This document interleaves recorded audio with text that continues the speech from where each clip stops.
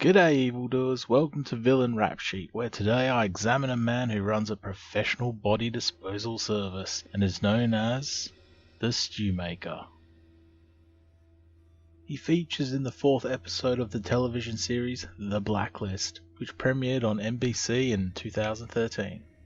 The series follows a team of FBI agents tasked with hunting down notorious criminals, with the assistance of the anti-hero Raymond Reddington, played by James Spader.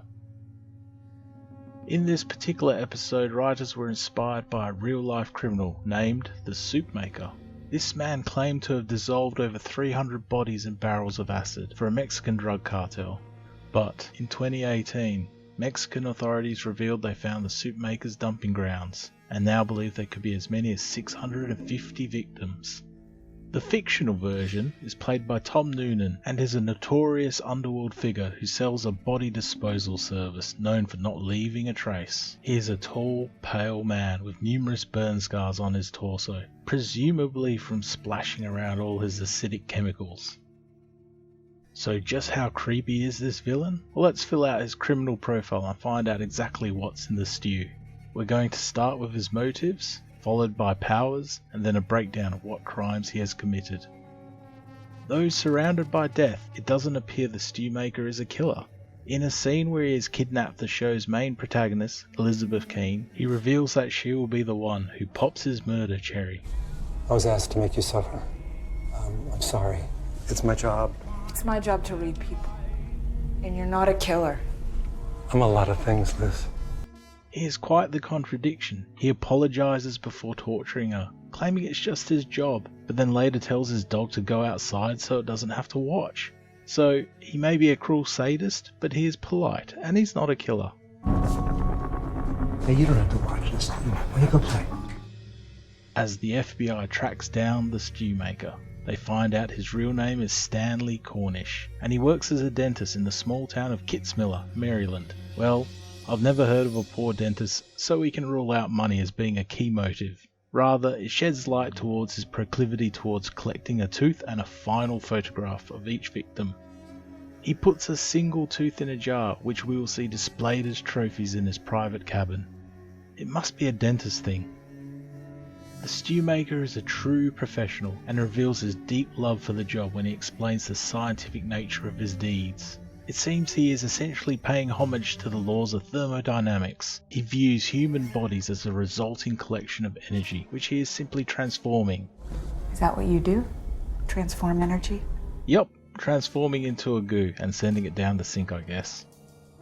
So let's go through his powers. Right away, we are introduced to the Stewmaker in disguise. His MO is to rent a hotel room, which means he regularly creates elaborate disguises to make himself more difficult to trace. So long as they don't notice the dog, I guess. And there's nothing weird about a man and his dog renting this room at all. Next, he will completely shave himself within the room, making sure all the hair fibers are left at the crime scene. After giving the seedy hotel room the most thorough cleaning it's probably ever had, the Stewmaker covers all the surfaces in sweet-smelling plastic. This is starting to look like some sort of kinky ritual, but it's implied he's done it numerous times and completely eluded authorities. Therefore, I guess we must trust he is a true forensics expert. His scientific expertise is further emphasized through his ability to mix the perfect concoction to melt a body. He even does it in different colors. And finally, the Stewmaker proves himself to be a knowledgeable and skilled torturer. There's a nerve cluster just under the shoulder muscle. The pain should be quite intense. I mean, of course, he's a dentist. I love how the creators left no doubt what the Stewmaker's biggest weakness is. And we can totally forgive him too. He's such a good boy. The dog ties the Stewmaker's contradictory character. He doesn't kill, but melts hundreds of bodies. He'll torture you, but he'll apologise for it. He'll meticulously strive not to leave a trace of evidence, but he'll always bring his canine buddy, who'll leave evidence everywhere, and ultimately will be how the Stewmaker is tracked down. This guy's entire deal is making bodies completely disappear, and presumably is paid very well for that service. But he can't help but to collect the most obvious of trophies, a photograph, a date of disposal, and DNA in the form of a tooth. I'm sure his patrons wouldn't be happy to know he's cataloguing all the evidence. Now this weakness is a weird one. It appears the Stewmaker has a gas mask fetish.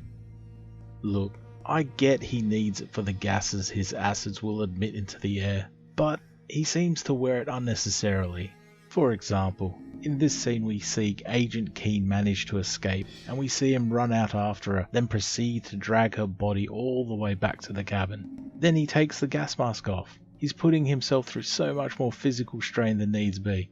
However, I'll admit that gas masks do make villains look way more badass. So what crimes did the Stewmaker commit? Well, first off, in many places, wearing a mask or disguise to evade police is a crime. So unless he can prove he plays dress-ups for fun, he'll cop a charge for this. There is a scene where Agent Keene is kidnapped by the drug lord's henchmen during a planned escape.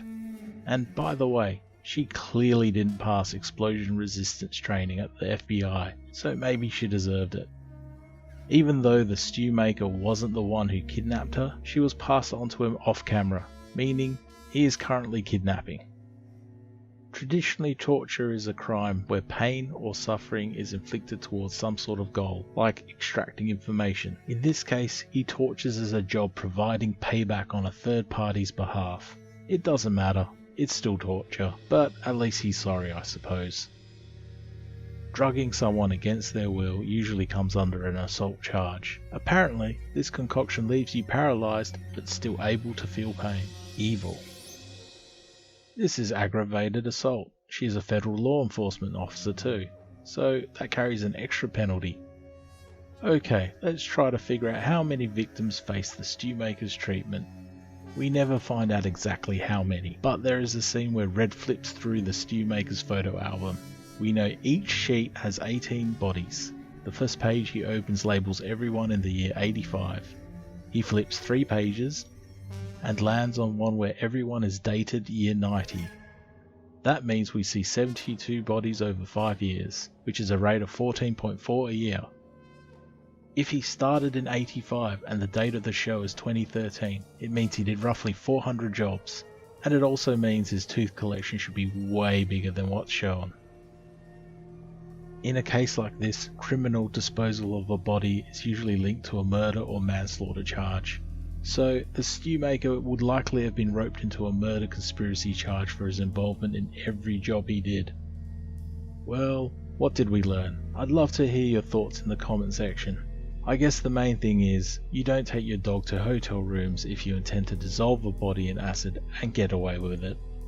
The first season of Blacklist is a real villain treasure trove, and I'll probably examine others in the future.